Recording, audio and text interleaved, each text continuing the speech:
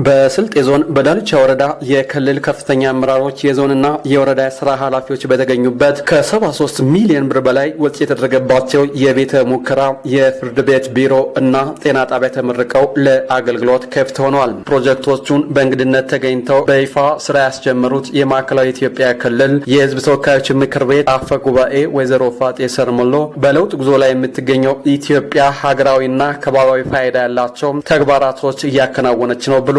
ከህብረተሰቡ ጋር በቅንጅት እየተከናወኑ ያሉ ስራዎችም የህብረተሰቡ ችግር ደረጃ በደረጃ እንዲፈታ ማገዛቸውን ገልጿል። ከወረዳው ህብረተሰብ ጋር በመቀናጀት እያከናወናቸው ያሉ የልማት ፕሮጀክት የህዝብ ችግሮችን በሂደት እየቀረፉ ከመሄድ አንጻር ፋይዳቸው ከፍተኛ ነው።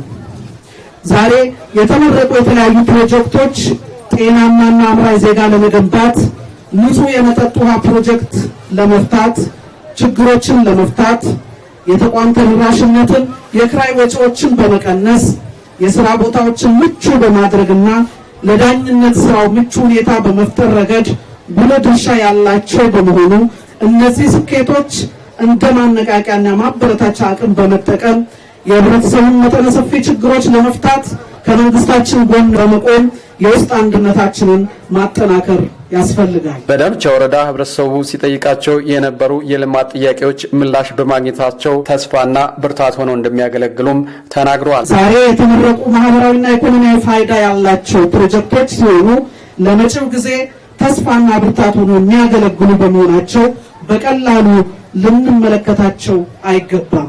ለቀጣይ ጉዟችን ስንቅ ሆነው የሚያገለግሉ የመንግስትና የህዝብ ቅንጅት ውጤታማነትን አሳይቶ ያለፈ ነው። ኢትዮጵያ የብልጽግና ጉዞውን እውን ለማድረግ ደፋ ቀና እያለች መሆኑን የጠቀሱት ወይዘሮ ፋጤ ሰርሞሎ የተገማች የሆነውን የዓለም ሁኔታ በመጠቀም የጸረ ሰላም ኃይሎች እያደረጉት ያሉት እኩይ ተግባር መረዳት ይገባል ብሏል። ዓለማዊ ጫናዎችን የፈጠሩት ምቹ ሁኔታ በመጠቀም እንደ ሀገር የተጀመሩ ትልልቅ ስራዎችን የማጣጣልና ለማደናቀፍ የሚሰሩ ኃይሎችም ብቅ ያሉበት ወቅት ላይ ነው። በመሆኑ እነዚህ ኃይሎች ማንነትና ፍላጎት እንዲሁም ከመጋረጃ በስተጀርባ የተደበቀ ዓላማቸውን በወጉ መረዳት ተገቢ ይሆናል። ሰባተኛው ጠቅላላ ምርጫ ፍጹም ሰላማዊ እንዲሆንም መንግስት በቁርጠኝነት እየሰራ መሆኑንም ጠቅሷል። ምርጫው ሰላማዊ፣ ዲሞክራሲያዊና ቅቡልነት የተረጋገጠ እንዲሆን መንግስት ጽኑ አቋም ይዞ እየሰራ ይገኛል።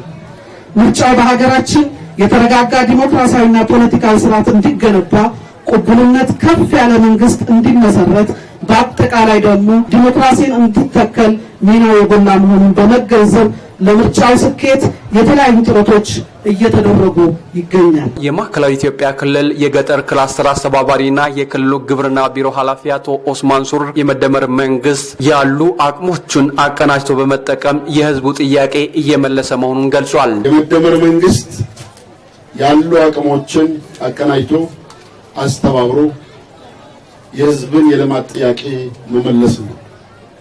መመለስ ብቻ አይደለም፣ የህዝብን የብልጽግና ጉዞ ማፋጠን ነው። በተለይም ዛሬ መረቅናቸው ትምህርት ቤትን ስናስብ ተወዳዳሪ ትውልድ መፍጠር ነው። ትምህርት ቤቶቻችን በሳይንስ የታገዙ እንዲሆኑ ዛሬ ያየነው የቤተ ሙከራ ምናልባትም እኛ ድሮ ሃይስኩልና ኮሌጅ ገብተን የምናስበው እንጂ በኮሌጅ ገብተን ወይም ዩኒቨርሲቲ ገብተን ብናስበው እንጂ ታች የሚወርድ አልነበረም። ስሙን እንጂ ግብሩን አናውቀውም ነበር። ምቹ የሥራ አካባቢ መፍጠርም አገልጋዩም ተገልጋዩም በእኩል ተጠቃሚ እንደሚያደርግም አቶ ኡስማን ሱሩር አብራርተዋል። ወረዳው ከፍተኛ ፍርድ ቤት ምረቃ ምናልባት ህንፃ ግንባታ ብቻ ሊመስለን ይችላል።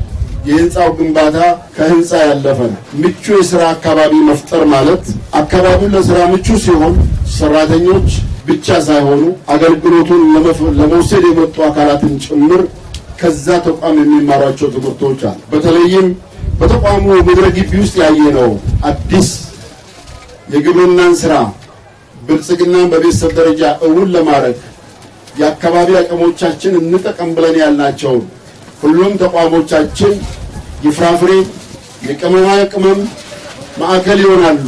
ተቋሞቻችን የገቢም ጥጋቦቻችን ላይ የምንተክላቸው ፍራፍሬዎች ውበት ስነ ውበት ብቻ ሳይሆን ገቢም ምግብም የሚያስገኙ የሥራ ዕድልን የሚፈጥሩ እናረጋለን ብለን ያስቀመጥናቸውን በተለይም የክልላችን ፕሬዝዳንት ከ2 ዓመት በፊት ተቋሞቻችን የፍራፍሬ ማዕከል ወይም ፓርክ ይሆናሉ ብለው ያወጁትን ክልላዊ ኢኒሼቲቭ ዛሬ ዳሎቻ ወረዳ ፍርድ ቤት ገና በጅምሩ እንግዲህ የሚያጠግብ እንጀራ ከምጣዱ ይታወቃል ነው የሚባለው አይደል? ገና በጅምሩ የሚሰጥን ትምህርት አለ።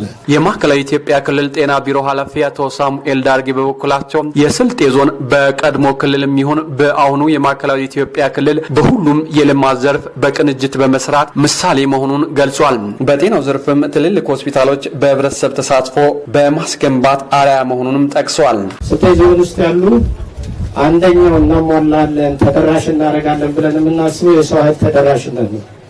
የስልጤ ዞን እንደ ዞን በጤና መዋቅሩ ላይ አርአያ የሆኑ ተግባራት ልጆቻችሁን አስተምራችሁ እዚህም ይሁን ሌላ ጋር የሚሰራው የሰው ኃይል መለስ ብለው አካባቢያቸውን ከማገልገል አንጻር ትልልቅ ስራ ሲሰሩ ቆይተዋል።